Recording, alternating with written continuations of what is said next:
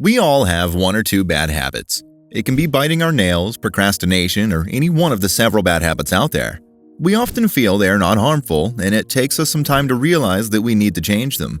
Bad habits are difficult to overcome, but you can replace them with healthy ones with determination and a well-thought plan.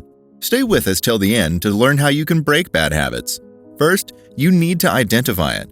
Take a moment to think about your habit that needs to change and why you need to change it. Once you can clearly understand your bad habit, you can start planning how to overcome it. Typically, the most challenging thing in life is taking the first step. Identifying the particular habit that needs changing is an essential part of the process. For example, people who procrastinate often don't realize that it is a major problem in their lives. They feel good about it and they enjoy doing it. The first step towards freedom for such people may be recognizing the effect of procrastination on their overall productivity.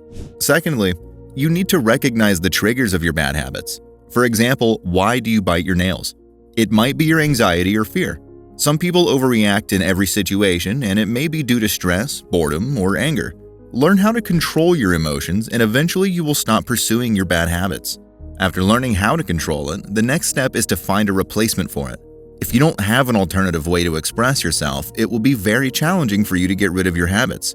For example, when you feel bored, stressed, or anxious, you could go for a walk or go to the gym. Most times, engaging in physical activity might help you. In his podcast, Andrew Huberman highlighted the importance of having a replacement behavior for your bad habit. It's a little bit counterintuitive, but what this does is it creates a kind of a cognitive and a temporal mismatch between the initial bad behavior, which before is what we would call sort of a closed loop. In the engineers out there will know what I'm talking about. But in closed loop, so one behavior, one set of neural firings leads to another, and then just kind of sets the same thing in motion. It can be kind of a self-perpetuating system.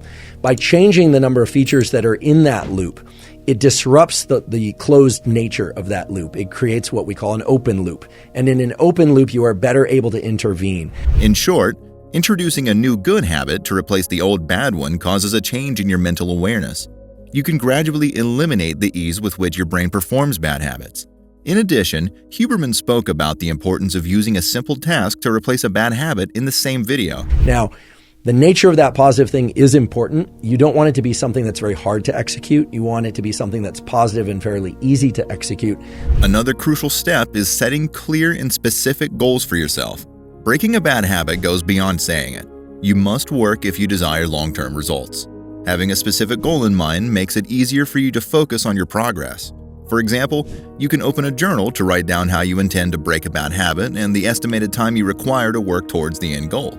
Do you need a month or a year to break free from your bad habit? A clear time frame is necessary to give you something to work towards.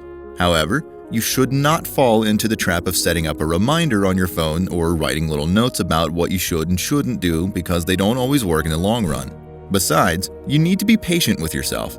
Changing a bad habit is one of the hardest things to do. It is normal for you to slip up along the way. When you slip up, don't dwell on it. Get back up and continue with your plan. Most people make progress on their bad habits for a month or two and slip up due to some reason. They give up after such a slip up and they think they can't do it. This process is similar to life.